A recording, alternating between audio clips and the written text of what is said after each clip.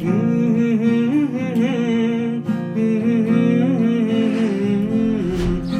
লা লা লা লা লা লা লা লা লা লা লা লা লা।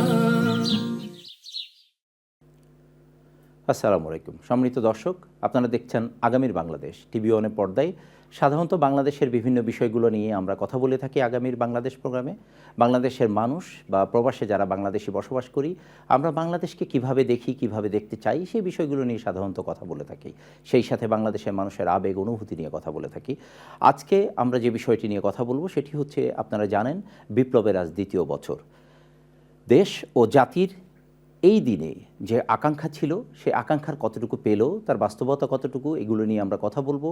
সেই সাথে কথা বলবো মানুষের জানা অজানা অনেক বিষয়, যে বিষয়গুলি আমাদের যারা এই বিষয় নিয়ে কাজ করেছেন, জুলাই বিপ্লবে যাদের যে ত্যাগ ছিল, যেই শহীদদের এবং আহতদের যে হৃদয় বিদারক ঘটনাগুলো ছিল, এবং সবচেয়ে মর্মান্তিক যে বিষয়টি ছিল সেটি হচ্ছে গুমের সাথে যেই ব্যক্তিগুলো জড়িত ছিল। এর মধ্যে আমরা জেনেছি কিছু কিছু মানুষ ফেরত আসতে পেরেছেন এই বিপ্লবের কারণে। বিপ্লবের পরবর্তীতে অনেককেই আমরা ফিরে পেয়েছি, আবার অনেককেই আজও পর্যন্ত তাদের পরিবার পরিজন এখনও জানে না তারা কি বেঁচে আছেন, না তাদেরকে মেরে ফেলা হয়েছে। এমন এক পরিস্থিতিতে আজকে দেশ ও জাতি আসলে এই বিপ্লবের যে অনুপ্রেরণা থেকে বিপ্লব শুরু করেছিল এবং এটিকে বিজয় ছিনিয়ে এনেছে, সেই বিষয়ে মানুষের যে অনুভূতি, এগুলো নিয়ে আমরা কথা বলবো। আমাদের সাথে আজকে বিশেষভাবে উপস্থিত আছেন অ্যাডভোকেট তাজুল ইসলাম, যার নাম আপনাদেরকে আসলে বললে আর বিস্তারিত বলা দরকার নেই, তবুও আমি বলি অ্যাডভোকেট তাজুল ইসলাম, যিনি বাংলাদেশ সুপ্রিম কোর্টের সিনিয়র লয়ার এবং সাবেক চিফ প্রসিকিউটর। তাজুল ভাই, আপনাকে অসংখ্য ধন্যবাদ আমাদের সাথে আজকে যোগ দেওয়ার জন্য। জি, আপনাকেও ধন্যবাদ। তাজুল ভাই, শুরুতেই আমি যে বিষয়টি আপনার কাছে জানতে চাবো সেটি হচ্ছে যে আপনি কেমন আছেন, বা বাংলাদেশের মানুষ কেমন আছে? আমি ভালো আছি, আলহামদুলিল্লাহ। বাংলাদেশের মানুষ এই মুহূর্তে মুক্ত বাতাসে নিঃশ্বাস নিতে পারছেন, এটাই বড় খবর। যে আজকে 2 বছর হয়ে গেল বাংলাদেশ একটা নিষ্ঠুর স্বৈর শাসকের বিদায় ঘটাতে পেরেছে, এটাই বড় অর্জন। বাকি যে বিপ্লবের অসমাপ্ত অর্জন, সেগুলো এখনো অর্জিত হয়নি, সেগুলো প্রসেস চলছে, অনেকগুলো হয়তো বাধাগ্রস্ত হচ্ছে। সেই বিবেচনায় বাংলাদেশের মানুষ এখনো বিপ্লবের পরিপূর্ণ সুফল ভোগ করতে পারছে না 2 বছরের মাথায় এসেও। এইটুকু বলতে পারেন যে বাংলাদেশের জনগণের মধ্যে এক ধরনের হতাশা কাজ করছে, যে একটা বিপ্লবের পরে তারা যা চেয়েছিলেন সেটা এখনো পাননি। তবে বাংলাদেশ, আমরা এখনো আশাবাদী যে বাংলাদেশ সেই লক্ষ্যের দিকে ধাবিত হবে। আপাতত এতটুকু বলা যেতে পারে বাংলাদেশের ব্যাপারে। অসংখ্য ধন্যবাদ তাজুল ভাই। আমাদেরকে একটু যদি আপনি এই সাথে বলেন যে বাংলাদেশে আপনি তো দীর্ঘদিন চিফ প্রসিকিউটর হিসেবে দায়িত্ব পালন করেছেন, এবং সেখানে আপনি বহু ঘটনা আপনি প্রত্যক্ষ করেছেন এবং মানুষের স্টেটমেন্ট আপনি নিয়েছেন।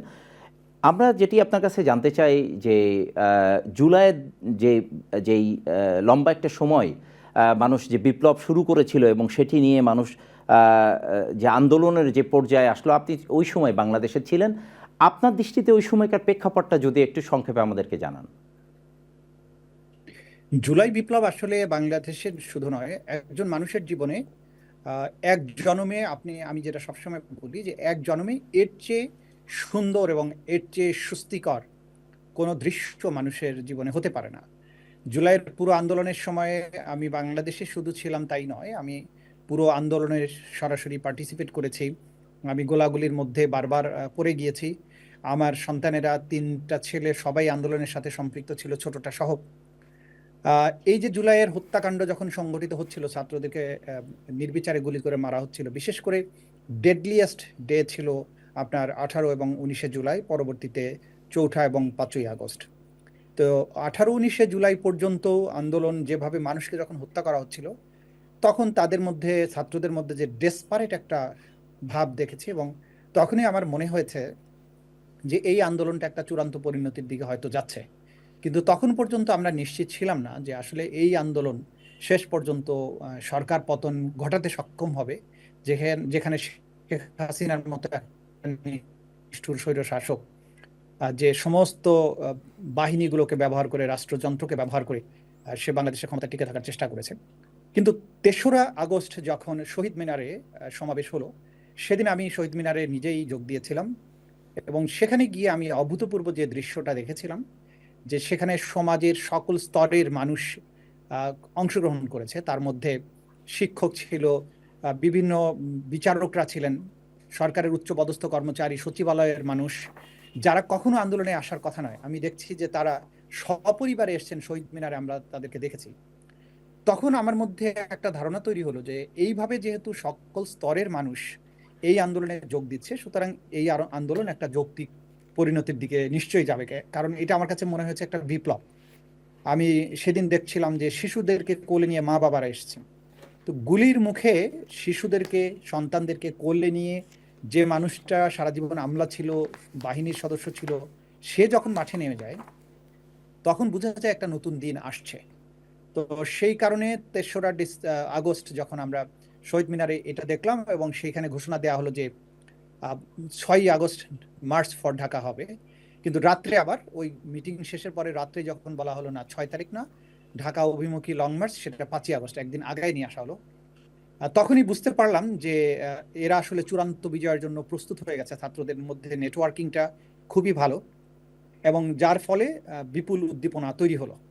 তো ৩ তারিখ থেকে শুরু করে ৪ তারিখটা, এই সময়টা খুবই উৎকণ্ঠার মধ্যে কেটেছে।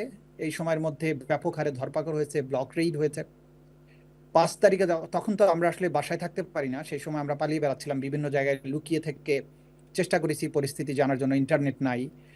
তার মধ্য থেকে ৪ তারিখ দিবাগত রাত, সারা রাত জেগে নামাজ পড়ছিলাম, খোঁজ খবর রাখছিলাম যে আসলে কি হয়। এদিকে প্রচন্ড বৃষ্টি হচ্ছে, বজ্র বৃষ্টি, মেঘ। এর মধ্যে ৫ তারিখে সকালবেলা আসলে এই মার্চ টু ঢাকা এটা কি সফল হবে কিনা। তো আমি ফজরের পর থেকে বোঝার চেষ্টা করছিলাম। হঠাৎ করে মানে টেলিফোনে মাঝে মধ্যে খবর নিচ্ছি, তা এক সময় দেখলাম ইন্টারনেট নাই, তার মধ্যে হঠাৎ মাঝে মধ্যে দেখলাম যে ফেসবুকে একটু করে কয়েক সেকেন্ডের জন্য আসে। এটা কি কেন আসতো আমি জানি না। তো তখন দেখলাম যে যাত্রাবাড়িতে রাতের অন্ধকারে বা ভোরবেলাতেই হাজার হাজার মাদ্রাসা ছাত্র রাজপথে নেমে গেছে। আমার মধ্যে কিছুটা বিশ্বাস এবং অবিশ্বাসের দোলাচল ছিল যে আদৌ কি তারা নামতে পেরেছে কিনা। এরপরে যখন ফজর হয়ে গেল, তারপরে জানার চেষ্টা করলাম ফোনে, জানা গেল যে উত্তরার দিকে হাজার হাজার মানুষ জমা হয়ে গেছে। তো তখন বুঝতে পারলাম যে না, মানুষ আসলে নেমেছে। আমি তখন ওই গোপন আশ্রয় ছেড়ে ৫ তারিখে সিদ্ধান্ত নিয়ে ফেলি যে আজকে যা হবার হবে, প্রকাশ্যে মাঠে চলে যাব, বাসায় যাব, দেখি কি হয়। তো সেখান থেকে বেরিয়ে আসলাম, বাসায় এসে দেখি বাচ্চারা রেডি হচ্ছে বের হওয়ার জন্য, বাচ্চারা বের হয়ে গেল। এবং এক পর্যায়ে তো আমরাও বের হয়ে গেলাম। আমাদের বাসার থেকে বের হওয়ার পরে রাস্তার, যেখানে বড় রাস্তার মোড়ে, সেখানে দেখলাম যে আনসার ভিডিপি বাহিনী তারা বালুর বস্তা দিয়ে ঘাঁটি বানিয়ে মেশিন গান দিয়ে সেখান থেকে গুলি করছে, মানে গলির সামনে যে যাবার চেষ্টা করছে তাদেরকে গুলি করছে। তো সেই জায়গা থেকে অ্যাভয়েড করে আমরা গলির ভেতর দিয়ে মৌচাক হয়ে মালিবাগের দিকে আগাতে থাকলাম, এবং এক পর্যায়ে তো হাজার হাজার মানুষের মিছিলের মধ্যে ঢুকে গেলাম। এরপরে তো পরবর্তী ঘটনা প্রবাহ যেটা জানেন, যে আমরা ঘোষণা পাচ্ছিলাম সেনাপ্রধান ভাষণ দেবেন, তখনই বুঝে গেলাম যে আসলে কিছু একটা ঘটতে যাচ্ছে। তো মানুষ উল্লাস করছে, এর মধ্য দিয়ে যাচ্ছি। এক পর্যায়ে তো আমরা জানতে পারলাম, ঘোষণা দেওয়া হচ্ছে যে শেখ হাসিনা পালিয়ে গেছে। তো এরপরে মানুষের গণভবনের দিকে যাত্রা। এই যে পুরো দৃশ্য, সেই সময়ে আমরা দেখেছি যে তরুণরা যখন জানতে পারলো যে শেখ হাসিনা পালাচ্ছে, বৃষ্টি কাদার মধ্যে তারা সিজদা দিচ্ছে, কোলাকুলি করছে, কান্নাকাটি করছে, আনন্দ অশ্রু। আমি কয়েকজন তরুণকে দেখছিলাম যে তারা ফোন করছে, মাকে বলছে আম্মু আমরা জিতে গেছি। তো এবং হাউমাউ করে সে কাঁদছে। এই যে একটা রাষ্ট্রের স্বাধীনতা আমরা ৭১ সালের ১৬ ডিসেম্বর দেখিনি, কিন্তু ৫ই আগস্ট ঢাকা শহরে আমি তরুণ এবং আপামর মানুষের যে আবেগ, একটা রাষ্ট্রকে স্বাধীন করার যে মানে এই আবেগ এবং এই আনন্দের কোনো তুলনা পৃথিবীতে নেই। সে আবেগ তাদের মধ্যে দেখেছি। একটা নতুন করে রাষ্ট্র জন্ম লাভ করছে, ছেলেরা, মেয়েরা, শিশুরা, বাবারা সবাই তখন মার্চ করছে গণভবনের দিকে। এক অভূতপূর্ব দৃশ্য। আমি সিজদা করেছি এবং সাথে সাথে আল্লাহ তাআলার কাছে কৃতজ্ঞতা জানিয়েছি যে এমন দৃশ্য দেখার জন্য মানুষ শতাব্দী কাল পর্যন্ত হয়তো অপেক্ষা করে, আল্লাহ তাআলা সেটা আমাদের জন্য দেখিয়েছেন। অবিস্মরণীয় এক দৃশ্য, এক বিপ্লব। যাক, আপনারা তো ইতিহাসের সাক্ষী হয়ে রইলেন। আমরা ওই সময় আসলে আমরা প্রবাসে যারা ছিলাম, আমরা প্রতিনিয়ত বাংলাদেশের সাথে কানেক্টেড থাকার চেষ্টা করেছি, এবং আমরা তখন দেখলাম যে যেহেতু এখন সোশ্যাল মিডিয়ার যুগ, কোনো কিছু ঢেকে রাখাটা আসলে খুবই দুরূহ। তো ঢাকা কেন্দ্রিক যেভাবে কাভারেজটা পেয়েছে, এর পাশাপাশি আমরা যেহেতু সোশ্যাল মিডিয়ার কারণেই মিডিয়াগুলো মেনলি ঢাকা কেন্দ্রিক ফোকাস করে, কিন্তু সোশ্যাল মিডিয়ার কারণে আমরা দেখেছি ঢাকার বাইরেও যে অভূতপূর্ব আন্দোলন, বিশেষ করে আবু সাঈদের মৃত্যুর পরে এই যে মোমেন্টামটা তৈরি হলো, এবং আমরা দেখেছি যে মিরপুরের যে প্রাইভেট বিশ্ববিদ্যালয় থেকে শুরু করে এবং সেখানে যে তৎকালীন সরকারি দলের যে ছাত্র সংগঠন ছিল, তাদের নেতাকর্মীরা, যুব সংগঠনের নেতারা অস্ত্র নিয়ে যেভাবে এদের সামনে নেমে এসেছিল এবং এত অস্ত্রের ভয় না পেয়ে তারা যেভাবে সাহসিকতার পরিচয় দিয়েছিল, এটি সত্যি অভূতপূর্ব। এবং আমি এখানে একজন খুব নামকরা লয়ার আছেন, মেন স্ট্রিম লয়ার, যিনি বাংলাদেশের সাথে ওনার কানেকশন আছে, বাট উনি খুব একটা বাংলাদেশি কমিউনিটিতে আসেন না, উনি মেনলি মেন স্ট্রিমে খুব হাইলি প্র্যাকটিস করেন। তিনি পর্যন্ত ছুটে এসে আমাকে বলতেছেন, মুজাহিদ, ওনার একটা আমেরিকাতে একটা কেসের জন্য ওনার একটা চার্টার করা ছিল, বুক করা ছিল, ওনার আমেরিকা যাবে। আমার বলতেছে যে আমার মনে হচ্ছে যে ওনার ভাতিজা টাতিজা যারা দেশে ছিল, বলতেছে যে ভাবি টাবি ওনারা, ভাবি চাচি সবাই খাবার রান্না করে রাস্তায় গিয়ে ওদেরকে খাওয়াচ্ছে, আর ওরা রাস্তায় মানে সিগন্যাল পাহারা দিচ্ছে, মানে ট্রাফিকের দায়িত্ব পালন করতেছে। বলতেছে যে আমি আর টিকতে পারছি না, আমার মনে হচ্ছে আমি দেশে চলে যাই এখনই, এবং উনি ডিসিশন নিয়েছে দেশে চলে যাওয়ার জন্য। তো আমরা একটু এখানে একটু জানতে চাই প্রসঙ্গত যে ওই সময় তো আপনারা আসলে মাঠে ছিলেন, আপনারা আশেপাশের দৃশ্য কী অবস্থা চলছে এটি জানার সুযোগ ছিল না, কিন্তু আবু সাঈদের মৃত্যুর পরে এবং শিশু ও সাধারণ মানুষের যে দৃশ্যগুলো ভাইরাল হয়ে গেছিল, যেটি আপনারাও দেখেছেন, এইটা কিভাবে আবেগ তৈরি করেছিল ওই সময়? বিশেষ করে আবু সাঈদের হত্যাকাণ্ড, এটা যখন এনটিভি সরাসরি প্রচার করে, এবং এটাও কিন্তু অ্যাক্সিডেন্টালি এনটিভি প্রচার করে। আসলে এনটিভির ওই রিপোর্টার সেদিন আন্দোলনের খবর, রংপুরের যিনি রিপোর্টার, আন্দোলনের খবর নেওয়ার জন্য বিভিন্ন জায়গায় ঘুরে বেড়াচ্ছিলেন। তো উনি রোকেয়া বিশ্ববিদ্যালয়ের সামনে থেকে মোটামুটি মিছিলের খবর নেবেন, সেজন্য এক পর্যায়ে মনে করছেন বোধহয় প্রোগ্রাম শেষ হয়ে যাবে। তো উনি তখন ঢাকার সাথে কথা বলেন, বা এক পর্যায়ে বলছে যে না ঠিক আছে, আমরা যতটুকু পাচ্ছি আন্দোলন সেটাই লাইভ করবো। তো লাইভে ধরে থাকা অবস্থায় তখনই আবু সাঈদকে এইভাবে গুলি করে সামনে থেকে হত্যা করা হয়। এই দৃশ্যটা সম্প্রচারিত হওয়ার পরে সারা বাংলাদেশে কিশোর তরুণদের মধ্যে একটা অভূতপূর্ব আবেগ তৈরি হয়।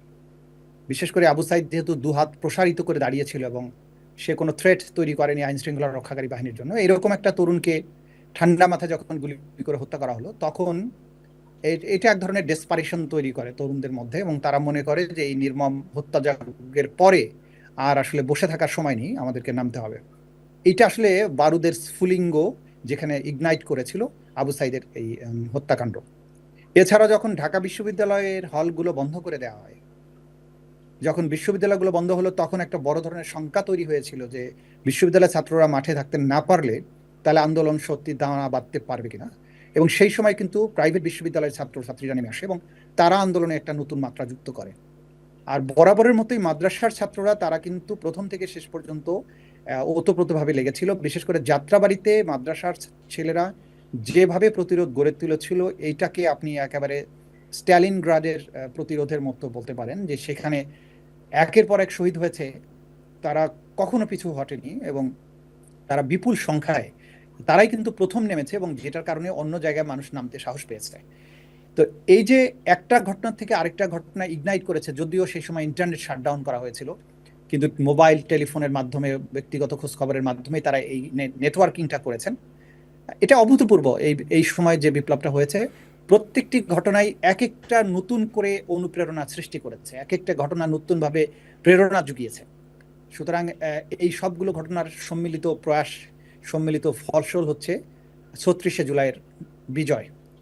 অসংখ্য ধন্যবাদ তাজুল ভাই। এতক্ষণ আসলে আমরা যে বিষয়গুলো নিয়ে কথা বলছিলাম, এটি একান্ত আপনি অ্যাজ এ ব্যক্তি হিসেবে আপনি যেভাবে ওই দিনের দৃশ্যপট দেখেছেন, কিন্তু আপনার যেহেতু আরেকটি সুযোগ হয়েছিল পরবর্তীতে, যখন তত্ত্বাবধায়ক সরকার আসার পরে আপনি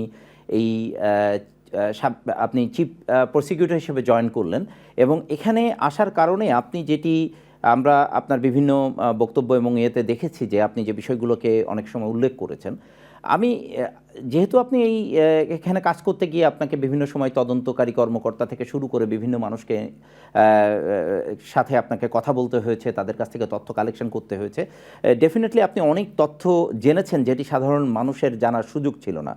আমি আসলে আপনার কাছে যে বিষয়টি জানতে চাই যে জুলাইয়ের তো আসলে মানে জুলাইয়ের যে প্রতিটি মানুষের যে প্রচুর মানুষের মৃত্যু হয়েছে, কিন্তু প্রতিটি মানুষের মৃত্যুর খবর কি আসলে আমরা জানতে পেরেছি কিনা, নাকি এখনও এমনও অনেক খবর আছে যেটি আমাদের জানা হয়নি বা জানা সম্ভব হয়নি, এবং হয়তো তার পরিবার এখনো জানে না তার সন্তান বা তার পরিবারের সদস্য কে কোথায় আছে? এরকম কি কোনো বিষয় আপনি আপনার তদন্তের সময় বা আপনার কাজের সময় আপনি জানতে পেরেছেন কিনা? যে জুলাই আগস্টে যারা শহীদ হয়েছেন তাদের সকলের তথ্য এখন পর্যন্ত কিন্তু সঠিকভাবে সংরক্ষিত হয়নি। কারণ হচ্ছে সরকারি গেজেটে এখনো 800 কয়েকজনের কথা তথ্য পেয়েছেন, কিন্তু আমরা জাতিসংঘের রিপোর্টের মাধ্যমে জানি যে এটা সংখ্যা 1400-এর বেশি। এবং সাম্প্রতিক সময়ে আন্তর্জাতিক অপরাধ ট্রাইব্যুনালের তদন্ত সংস্থার যে এটা তদন্ত কর্তৃক আরো নতুন নতুন তথ্য পাচ্ছেন, যেমন মিটফোর্ড হসপিটালের যারা ডোম ছিল বা ওইখানে যারা রক্ষী ছিল তারা বলেছেন যে এত বেশি মৃতদেহ সেখানে গিয়েছিল যেগুলো বাইরে রাস্তার মধ্যে করিডোরে শুয়ে রাখতে হয়েছিল। তখন হাসপাতালের কর্তৃপক্ষ তাদেরকে বলেছিল যে এত মৃতদেহ এখানে থাকলে আমাদেরকে উপরে জবাবদিহি করতে হবে। তখন ওদেরকে বলা হয় যে এগুলোকে লাশগুলোকে যে কোনো উপায় হোক এখান থেকে গায়েব করে ফেলো। তখন সেখানকার রক্ষীরা সাক্ষী দিয়েছেন যে এই লাশগুলোকে বুড়িগঙ্গা নদীতে ফেলে দেওয়া হয়। এরকম ঢাকা মেডিকেল কলেজেও আমরা জানতে পেরেছি যে ঢাকা মেডিকেল কলেজে যতগুলো লাশের তথ্য আমরা পেয়েছি, এর বাইরে আরো অনেক বিপুল সংখ্যক লাশ ছিল যাদেরকে এখান থেকে সরকারি বাহিনীগুলো নিয়ে গেছে এবং এখানকার ভর্তি রেজিস্ট্রার এবং যে তথ্যগুলো ছিল সেই রেজিস্টারগুলোকে ছিঁড়ে ফেলা হয়েছে। তার মানে প্রকৃত সংখ্যা যে নিহতের কথা যা আমরা জানি তার চেয়ে বেশি। সেই তথ্যগুলো এখনো বের করা সম্ভব হয়নি। বিশেষ করে ধরেন এখনো গণকবরে যে 114 জন আনআইডেন্টিফাইড মানুষকে দাফন করা হয়েছে সেগুলোর তথ্য এখনো পাওয়া যায়নি। তাহলে এই মানুষগুলো কারা, এটা যদি খুঁজতে যান তাহলে দেখা যাবে যে গ্রামের থেকে আসা বিভিন্ন প্রান্তিক শ্রেণীর মানুষের সন্তানেরা আছেন, বা অনেকেই ঢাকায় থাকেন যাদের পরিবারের সাথে কানেকশনস নেই। তারা হয়তো এখনো জানেন না যে আদৌ তিনি বেঁচে আছেন নাকি, অথবা তার সম্পর্কে জানেনই না। এই ব্যাপারে পূর্ণাঙ্গ তদন্ত হলে আমাদের কাছে আমরা বিশ্বাস করি বা আমাদের কাছে মনে হয় যে শহীদের সংখ্যা অনেক বেশি হবে বলে আমরা মনে করি, এবং এরকম অনেক মা আছেন যারা এখনো স্বজনের সন্ধান জানেন না।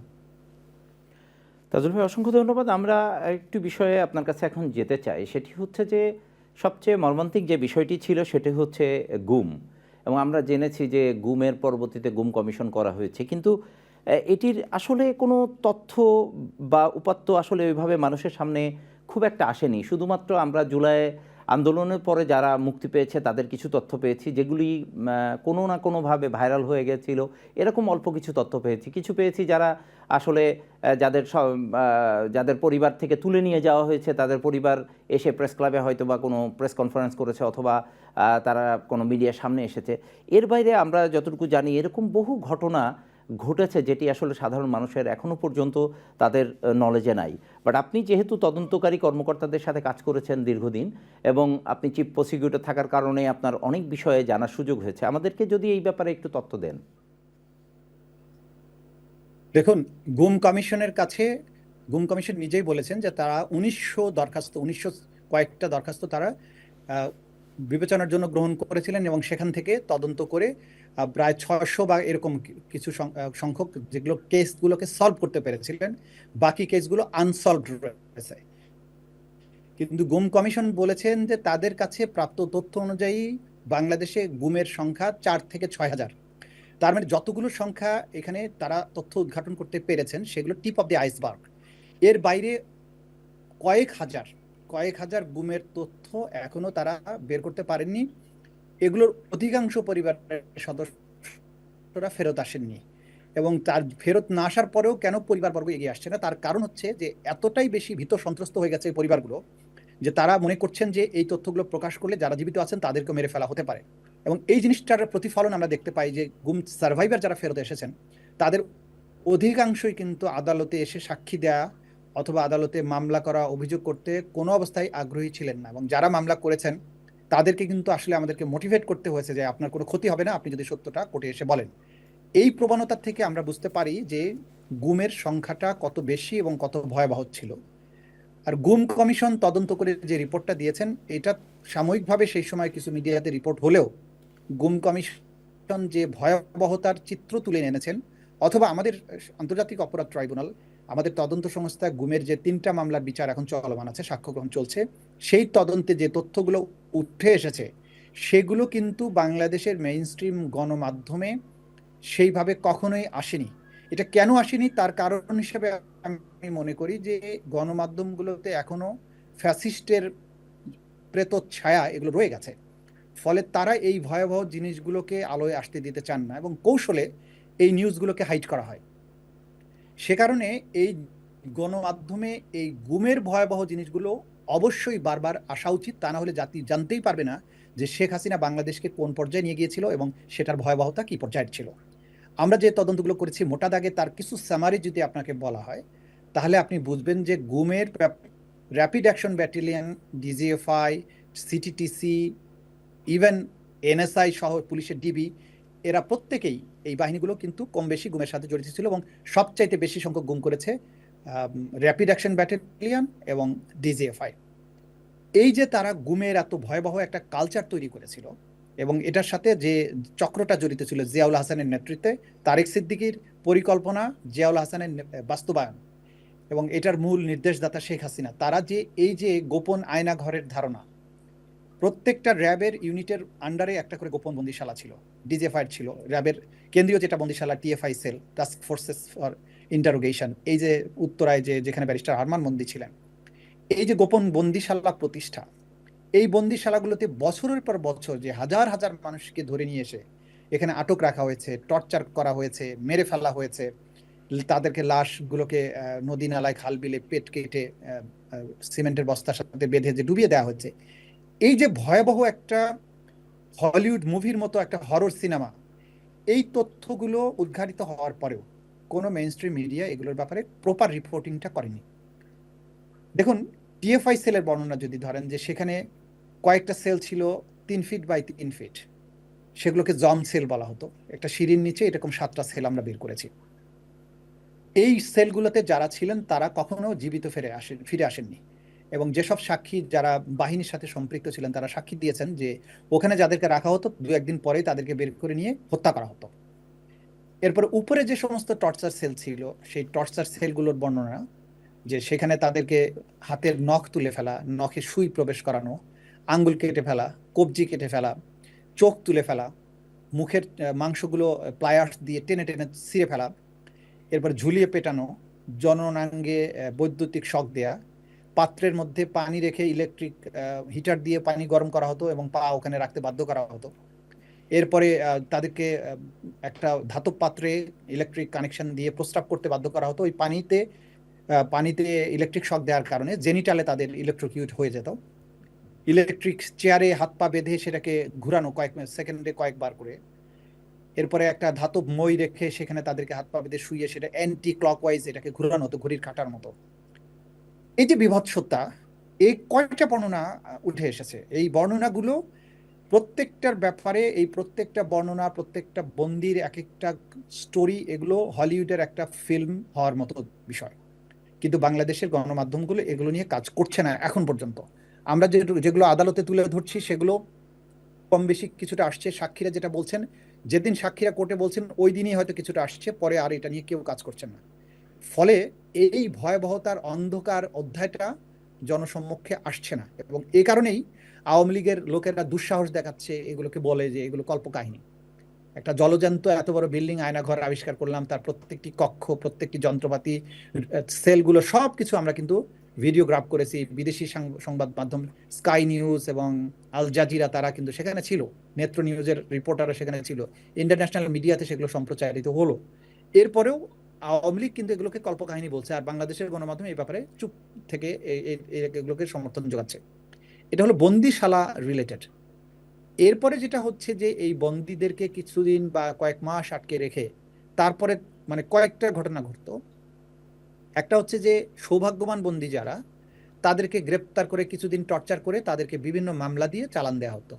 মামলাগুলোর প্যাটার্ন ছিল সেম, সবাইকে কম বেশি হয় অস্ত্র মামলা, না হলে বিস্ফোরকের মামলা, অথবা সন্ত্রাস দমন বা জঙ্গি মামলা যেটা বলে, এই মামলা দিয়ে তাদেরকে চালান দেওয়া হতো। 8টা-10টা মামলা দিয়ে হয়তো 3 মাস 4 মাস 6 মাস গোপন বন্দিশালা আটক ছিল, একদিন ধরে নিয়ে রাস্তার ধারে কোনো এক জায়গায় হাত পা বেঁধে ফেলে দিয়ে বললো, ওখান থেকে তাকে আটক করলো, করে বললো যে তার কাছে অজস্র জঙ্গি বই পাওয়া গেছে, তারপর অস্ত্র পাওয়া গেছে। এটা একটা প্যাটার্ন ছিল। তো এরা হলো সবচাইতে সৌভাগ্যবান, মামলা মোকদ্দমা মোকাবেলা করে একদিন হয়তো বের হবে। দ্বিতীয় যে গ্রুপটা ছিল তারা হচ্ছে যে যাদেরকে হাত পা বেঁধে টর্চার করে 6 মাস 1 বছর 2 বছর রেখে একদিন কোনো এক মাঠের মধ্যে ফেলে আসতো এবং তারা বাড়ি চলে যেত, এদের নামে মামলা দেওয়া হতো না। বলা হতো যে তুমি এই টর্চার বা এই গোপন বন্দিশালার কথা কখনো কাউকে বলতে পারবে না। তারা এত বেশি ট্রমাটাইজড হতো বা অত্যাচারিত হতো যে তারা আর জীবনে কখনো এই বিষয়ে মুখ খুলতো না, এবং তারা এক ধরনের মানসিক বিকারগ্রস্ত অবস্থায় কোনো রকমে বেঁচে থাকে পরিবারে। থার্ড যারা হচ্ছেন তাদের হচ্ছে যাদেরকে হত্যা করা হয়েছে, তাদেরকে দীর্ঘকাল বন্দি করে রেখে একটা সময়ে র্যাবের এই অফিস থেকে তাদেরকে তুলে নেওয়া হতো গাড়িতে করে, চোখ বেঁধে, জংটুপি পরিয়ে, কখনো শীতলক্ষা নদীতে, কখনো বুড়িগঙ্গায়, কখনো সিলেটে, কখনো নারায়ণগঞ্জে, কখনো, এবং সবচেয়ে বিপুল সংখ্যক মানুষকে হত্যা করা হয়েছে আপনার বরগুনার যে চরদুয়ানি বলে একটা জায়গা আছে, চরদুয়ানি ঘাট, সেখান থেকে ট্রলারে করে তাদেরকে চরদুয়ানি খাল খাল বেয়ে গিয়ে বলেশ্বর নদী, বলেশ্বর নদী থেকে সুন্দরবনের হয়ে সাগরের মোহনায়, এইখানে হাজার খানেক হবে মিনিমাম লোককে এইভাবে তুলে নেওয়া হতো। তাদেরকে সাগরের মাঝখানে জোয়ার ভাটার হিসাব করা হতো, যে কখন ভাটা শুরু হবে সেই হিসাবে অত দূর ট্রলারটাকে চালিয়ে নেওয়া হতো। তারপরে তাদেরকে জমটুপি খুলে ট্রলারে, যে যেখানে আপনারা যারা জানবেন যে সমুদ্রে যে সমস্ত ট্রলার দিয়ে মাছ ধরা হয়, মাছ রাখার জন্য যে খোলটা থাকে বরফ দিয়ে, সেটার মধ্যে বন্দীদেরকে লুকিয়ে রাখতো। যখন হত্যা করার প্রয়োজন হতো একজন একজনকে মুরগির খোয়ার থেকে বের করতো, করে ওই নৌকার পাটাতনের উপর রেখে মাথায় গুলি করে মরে যেত। তারপরে পেটটা কমান্ডো নাইফ দিয়ে চিরে দিত, নাড়িভুড়িগুলো পড়ে যেত, এরপরে সিমেন্ট বা ইটের ব্লক গায়ের সাথে বেঁধে পানিতে ফেলে দেওয়া হতো। এই যে একটা চক্র, যারা ঢাকা থেকে ধরে নিয়ে যেত বা বরিশাল থেকে নিয়ে যেত অথবা চট্টগ্রাম থেকে নিয়ে আসতো, সারা বাংলাদেশ থেকে বন্দীদেরকে কালেক্ট করে ওখানে নিয়ে ডিসপোজাল করতো। এইরকম ধরেন 4 থেকে 500 হত্যাকাণ্ডের বিবরণ আমরা পাচ্ছি, কারণ আমরা সেইখানে যেসব ট্রলারের মাঝিদেরকে নিয়ে যাওয়া হতো তারা সাক্ষী দিয়েছেন। র্যাপিড অ্যাকশন ব্যাটালিয়নে যেসব অফিসার ওই সময় দায়িত্বরত ছিলেন, জিয়াউল হাসান, যাদেরকে সাথে নিয়ে গিয়ে মানুষ মারতেন, তারা সাক্ষী দিয়েছেন। তারা কোর্টে অলরেডি কয়েকজনের সাক্ষী দিয়েছেন, আরো বাকিগুলো দেওয়ার অপেক্ষায় আছেন।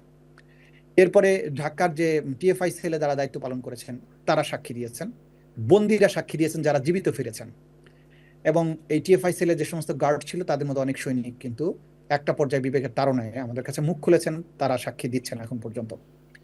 এই যে একটা পৈশাচিক একটা অধ্যায়, কালো অধ্যায়, এইটার বিবরণ প্রতিদিন মানুষের সম্মুখে আসা উচিত।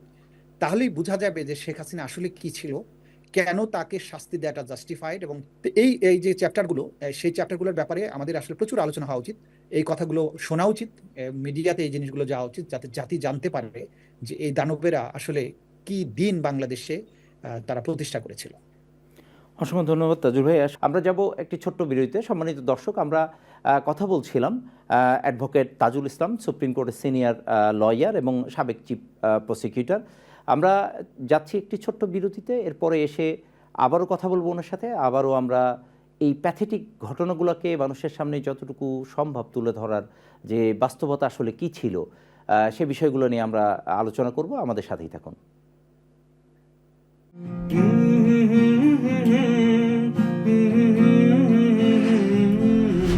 La la la la la la la la la la la la la la.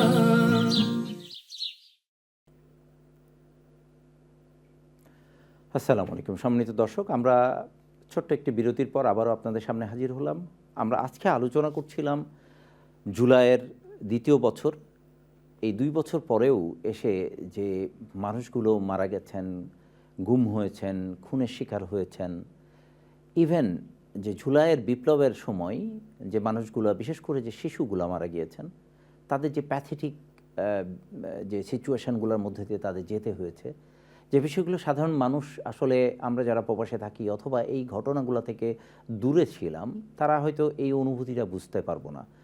কিন্তু যারা মাঠে ছিলেন, যারা দৃশ্যপট দেখেছেন, বিশেষ করে তাজুল ভাইয়ের মতো মানুষ, যিনি চিফ প্রসিকিউটর হিসাবে এই তথ্যগুলো উদ্ঘাটন করার চেষ্টা করেছেন, ঘটনাগুলো স্পটে গিয়ে উনি অনুসন্ধান করার চেষ্টা করেছেন এবং সেই সাথে এখানে সাক্ষ্য প্রমাণগুলো জড়ো করার চেষ্টা করে এই দোষীদেরকে দোষী সাব্যস্ত করার জন্য উনি অক্লান্ত পরিশ্রম করেছেন।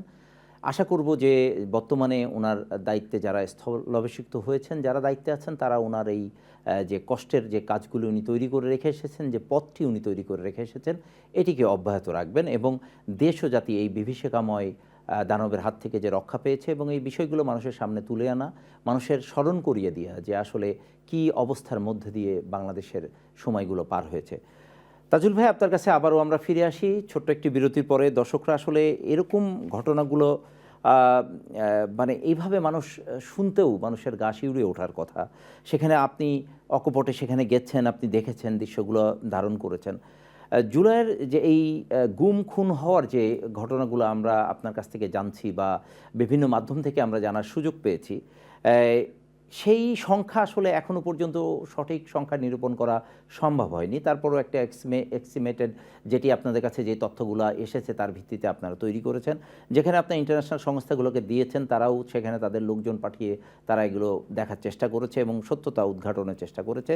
সব মিলে যে পরিস্থিতিগুলোর মধ্যে দিয়ে আপনারা গিয়েছেন বা দেশজাতি গেছে, আমরা এখন দেখতে পাচ্ছি যে আজকে 2 বছর পরে এসেও এই জাতির আসলে মুক্তির জায়গাটা খুবই ক্ষীণ হয়ে গিয়েছে। আপনি কিভাবে এই বিষয়টিকে দেখছেন আজকে 2য় বছরে এসে? এই যে ত্যাগ যারা করলেন, যাদের পরিবার হারালেন, পরিবারের সদস্যরা হারালেন, এবং এখনও হাজারো মানুষ যারা পঙ্গুত্ব বরণ করে যারা বিছানায় আছেন, যারা প্রতিদিন মৃত্যুর সাথে পাঞ্জা লড়ছেন, এর মধ্যে অনেকেই, অনেক পঙ্গু মানুষ যারা ছিলেন, যাদের মধ্যে অনেকেই জীবন তাদের চলে গিয়েছে, যারা আর বেঁচে নেই। আবার অনেকে আছেন হয়তো বা সামনে কতদিন টিকবেন সেটিও জানে না। এই অবস্থায় আসলে তাদের যে স্বপ্ন নিয়ে তারা বাংলাদেশকে আবারও নতুনভাবে স্বাধীন করার জন্য যে বিপ্লব করেছিল, এটিকে আপনি কিভাবে দেখছেন? দেখুন, বিপ্লব ব্যর্থ হয়েছে এই কথা কখনোই বলা যাবে না। বিপ্লব অবশ্যই সফল হয়েছে। আমরা স্বৈর শাসককে বিদায় করেছি, আমরা মুক্ত বাতাসে নিঃশ্বাস নিচ্ছি। কিন্তু বিপ্লব সফল করার অনেকগুলো ধাপ থাকে। বিপ্লবের যে আকাঙ্ক্ষা, বিপ্লবের স্বপ্ন, সেগুলো বাস্তবায়ন হওয়াটা একেবারে ওভারনাইট হয় না। সুতরাং এগুলো কিছুটা সময় অবশ্যই লাগবে। কিন্তু ধরেন যে এই 2 বছরে আমাদের যে অর্জনগুলো, যে শেখ হাসিনার অন্তত একটা মামলায় তার বিচার শেষ হয়েছে, বাকি মামলাগুলো চলমান আছে, সেগুলোতে তার শাস্তি হবে নিশ্চিতভাবে বলা যায় যে এভিডেন্স আছে। কিন্তু বাকি যে আকাঙ্ক্ষার বিষয়টা থাকছে, একটা অন্তর্বর্তীকালীন সরকার যখন গঠিত হয় সেই সময় তাদের 3টি প্রায়োরিটি ছিল, 3টি কাজের জন্য ম্যান্ডেট ছিল। একটা হচ্ছে বিচার, আর একটা ছিল রাষ্ট্র ব্যবস্থার পরিপূর্ণ একটা সংস্কার, তৃতীয় ছিল ধ্বংসপ্রাপ্ত নির্বাচন ব্যবস্থাকে ঠিক করে ফেলা এবং একটা গ্রহণযোগ্য নির্বাচন অনুষ্ঠান করা। একটা নির্বাচন ব্যতীত বাকি দুটো কাজ এখন পর্যন্ত কিন্তু অসম্পূর্ণ, কারণ বিচারও শেষ হয়নি, আবার যে সংস্কারের কাজটা সেটিও এখনো শুরুই হয়নি। তো সেই জায়গায় হতাশার যেটা জায়গা, যে আমাদের যে তরুণেরা যে আকাঙ্ক্ষা নিয়ে, যে স্বপ্ন নিয়ে জীবন দিয়েছিলেন, আন্দোলনে ঝাঁপিয়ে পড়েছিলেন, তারা কিন্তু নিছক একটা নির্বাচন অথবা নিছক একটা সরকারের পরিবর্তন দেখতে চাননি। আপনি জুলাইয়ের স্লোগানগুলো দেখবেন, গ্রাফিতিগুলোকে দেখবেন, তাহলে একটা এই আন্দোলনের মনস্তত্ত্বটা আপনি বুঝতে পারবেন। তারা বলেছে দেশটা কারো বাপের না, তারপরে সবার আগে বাংলাদেশ। তারা আসলে বাংলাদেশটাকে কারো পৈতৃক সম্পত্তি বা পারিবারিক সম্পত্তি হোক, এটা যেটা শেখ হাসিনা 17 বছর দেখিয়েছে, অথবা তারও আগে বাংলাদেশে বিভিন্ন সময় বিভিন্ন পরিবার যে শাসন করেছে, তারা এই জিনিসটার থেকে বাংলাদেশকে বের করতে চেয়েছে। তাহলে বাংলাদেশে মুক্তভাবে কথা বলা দরকার। যেমন আপনি মত প্রকাশের ক্ষেত্রে একটা পপুলার সেখানে সে সময় প্যারোডি বা আপনি বলেন যে এই ধরনের জিনিস তৈরি করেছিল ছাত্ররা, যে পোস্ট ডিলিট করো নইলে পরে সমস্যা হবে। তার মানে বাক স্বাধীনতা কতটা লিমিট করা হয়েছিল সেটাকে বোঝানোর জন্য এই সমস্ত মিমস তারা তৈরি করেছে। তাহলে আপনি যে মুক্ত বাংলাদেশের স্বপ্ন আমাদের শহীদরা দেখলো, যে কনস্টিটিউশন সেটাকে রিফর্ম করা, শাসন ব্যবস্থা রিফর্ম করা, আমাদের বিচার ব্যবস্থাকে, যে বিচার ব্যবস্থা, যে আমাদের জুলাই বিপ্লব শুরু হয়েছিল বিচার বিভাগের একটা রায়কে কেন্দ্র করে, কিন্তু যারা কোটা বহাল রেখে যখন রায় দিল হাইকোর্ট, তারপরেই এটা কিন্তু শুরু হয়ে গেল। তার মানে এই যে বিচার ব্যবস্থা, যেটাকে তারা মানুষের অধিকার হরণ করার জন্য এবং স্বৈর শাসনকে শক্তিশালী ভিত্তি দেওয়ার জন্য বিচার বিভাগ কাজ করেছে। সুপ্রিম কোর্টের বিচারকরা পর্যন্ত বলেছেন যে তারা শপথবদ্ধ রাজনীতিবিদ, তারা বিরোধী দলের নেতাদেরকে সাজা দেওয়ার জন্য নানা কূটকৌশল অবলম্বন করেছে। শেখ হাসিনা এবং আওয়ামী লীগের এক্সটেন্ডেড ভার্সন হিসেবে সুপ্রিম কোর্টকে তারা ব্যবহার করেছে। সেই বিচার ব্যবস্থাকে পরিপূর্ণভাবে সংস্কার, দুদক বা দুর্নীতি দমন, দেশ থেকে টাকা পাচার করে আওয়ামী লীগ যেভাবে দেশটাকে ফুটো করে দিয়েছিল, সেগুলোকে বন্ধ করার বিষয়, এই সবগুলো বিপ্লবের কিন্তু আকাঙ্ক্ষা ছিল এই তরুণদের মনে। সে কারণে সবার সম্মিলিত আকাঙ্ক্ষার ভিত্তিতে জুলাই সনদ, এবং জুলাই সনদের ভিত্তিতে সকল দল যেখানে সই করলো, তার ভিত্তিতে একটা গণভোট হলো যে আমরা রাষ্ট্রের এই সংস্কারটা করব। আজকে দুঃখজনক বিষয় হচ্ছে যে এই এত বড় জনরায়ের পরে এখন সরকারি দল বলছেন যে এই গণভোট তারা মানতে বাধ্য নন। এটা একটা ভয়াবহ রকমের ব্যাপার। এটা আমি বলবো যে সরকারি দলের এটা বোকামি, নির্বুদ্ধিতা এবং এটা জাতির সাথে আসলে প্রতারণা। কারণ একটা জাতি যে আকাঙ্ক্ষা নিয়ে এত বড় একটা বিপ্লব করলো, তাদের আকাঙ্ক্ষাকে প্রথম দিন এসে আপনি পদদলিত করার চেষ্টা করছেন, তাদের আকাঙ্ক্ষার বিপরীত অবস্থান নিচ্ছেন।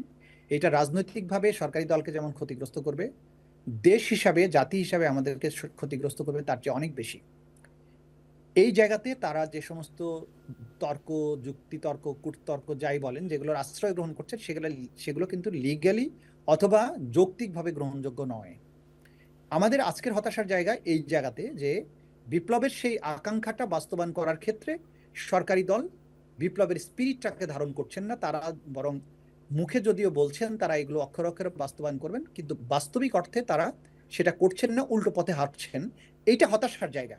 কিন্তু বিপ্লব ব্যর্থ হয়েছে সেটা আমরা কখনোই মনে করি না। এখন যেটা করা দরকার যে সরকারি দলকে এটা বোঝানো বা বিরোধী দলের উচিত হচ্ছে তাদের উপরে চাপ তৈরি করা যে এই জনরায় অথবা বিপ্লবের আকাঙ্ক্ষা বাস্তবায়নে তারা যেন অবশ্যই কাজ করেন। তারা যে সংবিধান আমাদের এই গত 54 বছরে আমাদেরকে কোনো মুক্তি দিতে পারলো না, স্বৈর শাসন তৈরি করলো গণতন্ত্রের ছদ্মাবরণে, শুধু স্বৈর শাসক নয়, একটা নিষ্ঠুর গণহত্যাকারী একটা একটা দাপুটে একটা এন্টিটি তৈরি করেছিল শেখ হাসিনার নেতৃত্বের। সেই কনস্টিটিউশনকে অ্যামেন্ড করা সেই মাধ্যমে শুধু নয়, এটা পরিপূর্ণ সংস্কার করা দরকার।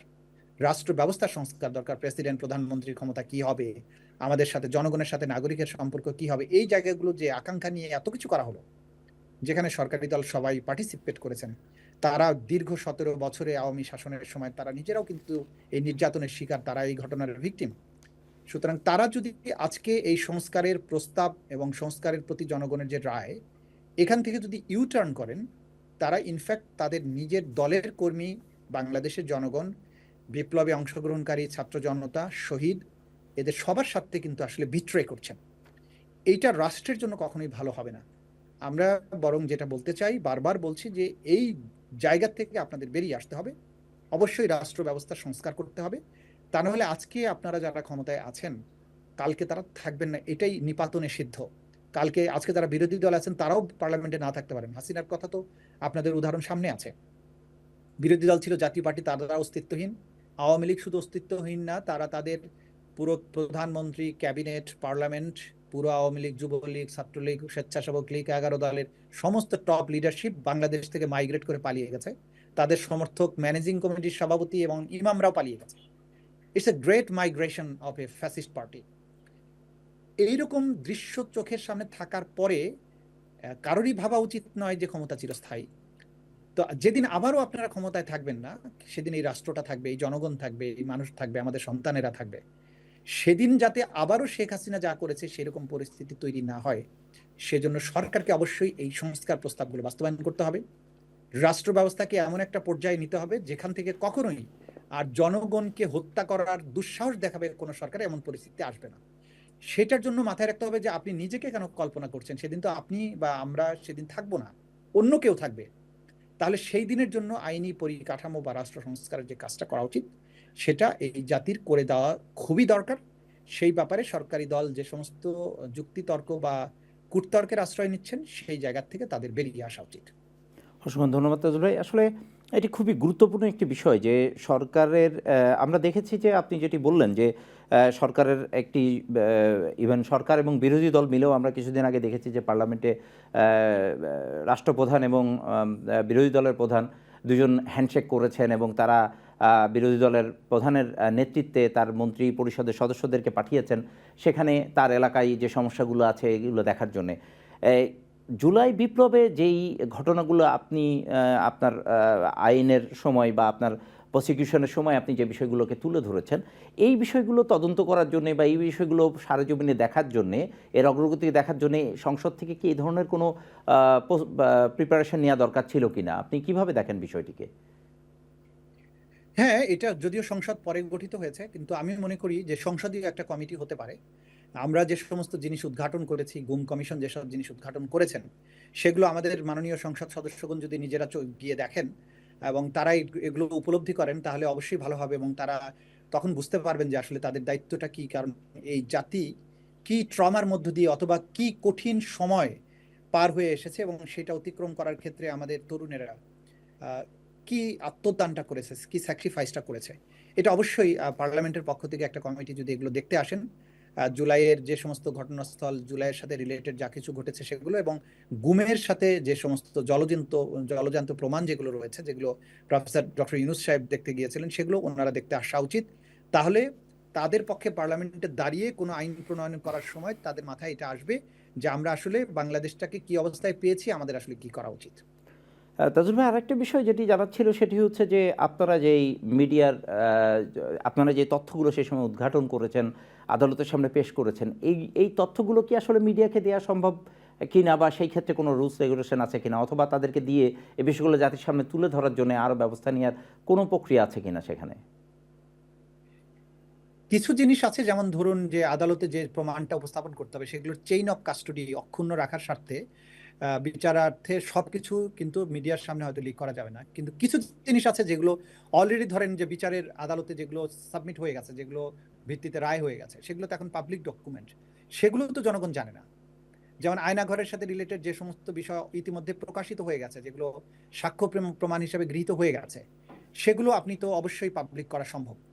এবং যে জিনিসগুলো এখনো ইনভেস্টিগেশন শেষ হয়নি সেগুলো তো এখনো আপনি আপনার জন্য ওপেন, আপনি এগুলোর উপরে রিপোর্ট করতে পারেন, মিডিয়া এগুলো দেখতে পারে, পার্লামেন্ট এগুলো দেখতে পারে। সুতরাং খুব লিমিটেড কিছু জিনিস ছাড়া সবকিছুই কিন্তু মিডিয়া এগুলোকে প্রকাশ করতে পারে। আইনের যে সমস্ত বিধিনীতি আছে সেগুলোকে এড়িয়েই কিন্তু এগুলো করা সম্ভব। তো আর একটা জিনিস আপনি যেটি বলছিলেন যে যেহেতু আগের একটি ফ্যাসিস্ট সরকার 17 বছর ক্ষমতায় থাকার পরেও তাদেরকে তাদের পরিবার, তাদের দলের নেতা, ইভেন ইমাম এবং অন্যান্য তাদের বিভিন্ন তাদেরকে যেভাবে যারা প্যাট্রোনাইজ করেছে তারা সবাই পরিবার সদস্যদের নিয়ে পালিয়ে গেছেন।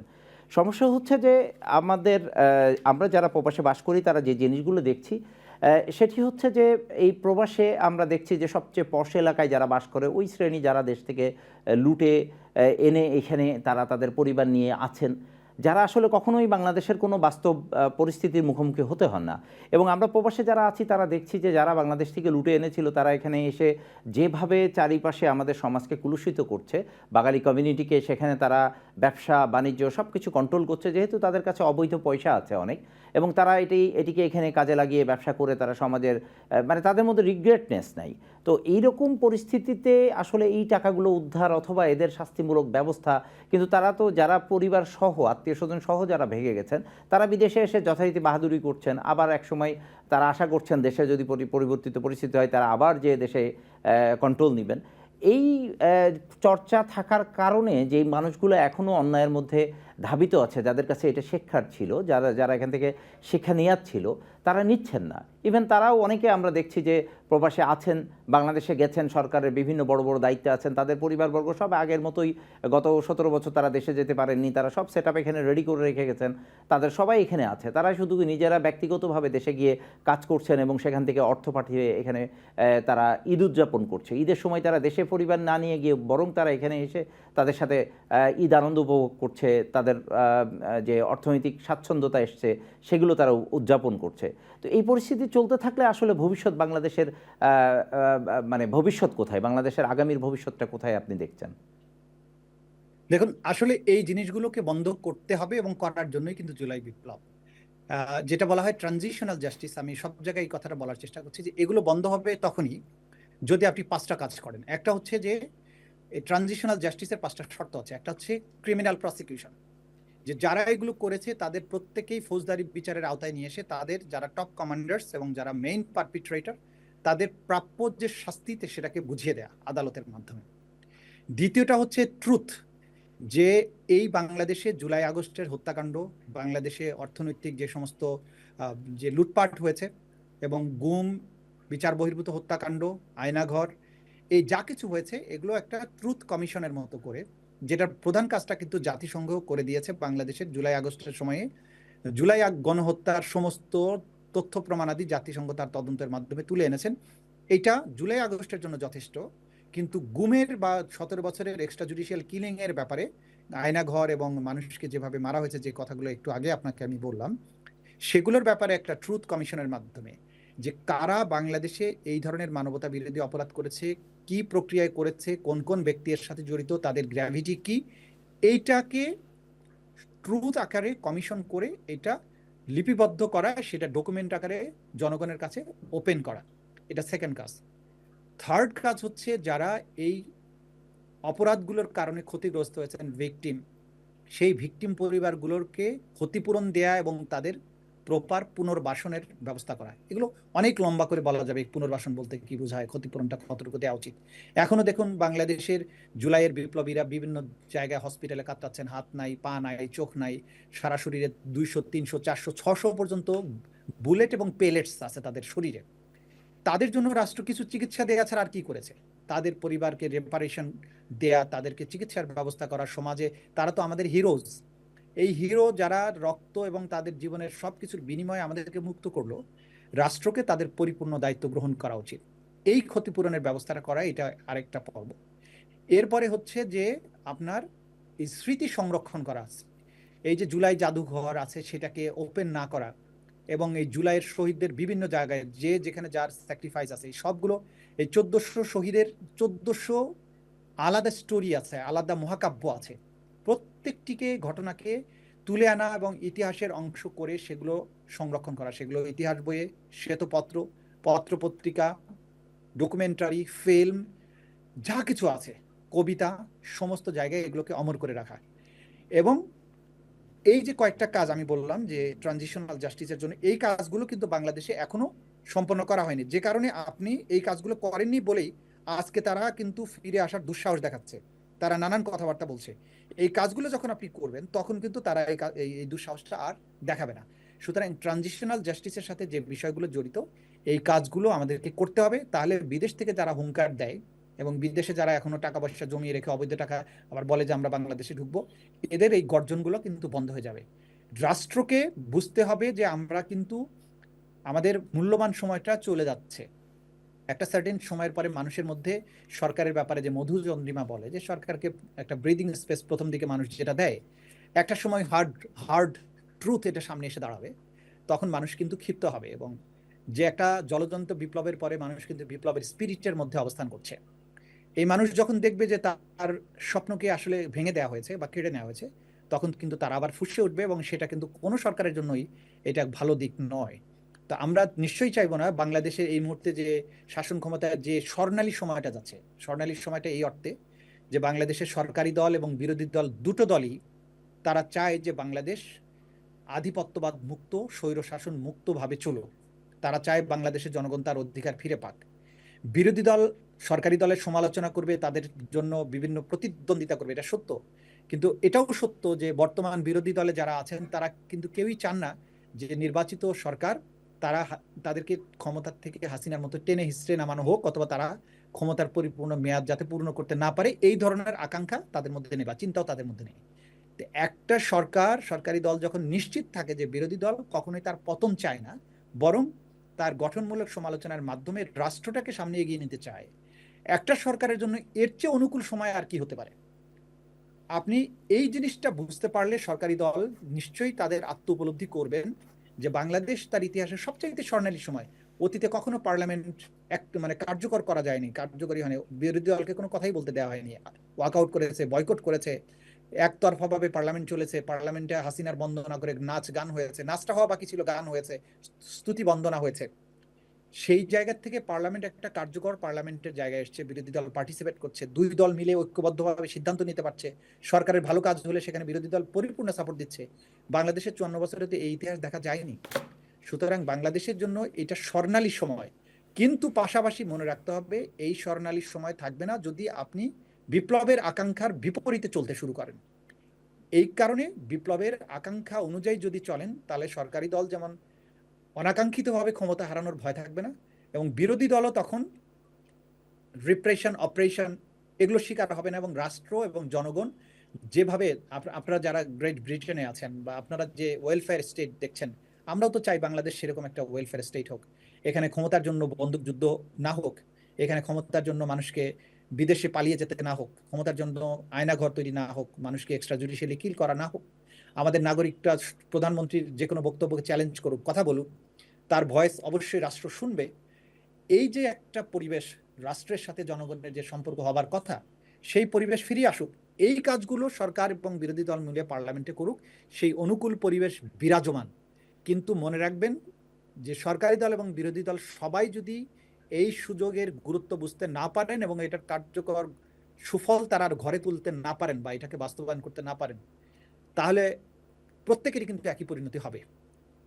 এবং ভুলে যাবেন না যে যে জেনারেশন আবু সাইদের মতো দুই হাত বাড়িয়ে দিয়ে জীবন দিতে পেরেছে, সেই জেনারেশনকে দমিয়ে রাখা যাবে না। এই জেনারেশন ভিন্ন জিনিস, এটা 1971 1947 না। সে কারণে এই নতুন জেনারেশনের মনস্তত্ত্ব বুঝতে না পারলে যে কোনো সরকার এবং রাষ্ট্র ভুল করবে। আমি সরকার এবং বিরোধী দল সবাইকে বলবো যে বাংলাদেশে আমাদের তরুণেরা, সন্তানেরা রক্ত দিয়ে যে অভূতপূর্ব সুযোগ আপনার জন্য তৈরি করে দিয়েছেন, এটাকে হেলায় হারাবেন না। অসংখ্য ধন্যবাদ তাজুল ভাই। আপনার সাথে আসলে অনেক প্রশ্ন আমি রেডি করে রাখছি, কিন্তু শেষ করার সুযোগ নাই, কারণ সময় খুব দ্রুত শেষ হয়ে যায়, আমাদের সময় একদমই নাই। আমি সর্বশেষ আমাকে অন্য প্রশ্নগুলো থেকে আসলে বের হয়ে আসতে হচ্ছে।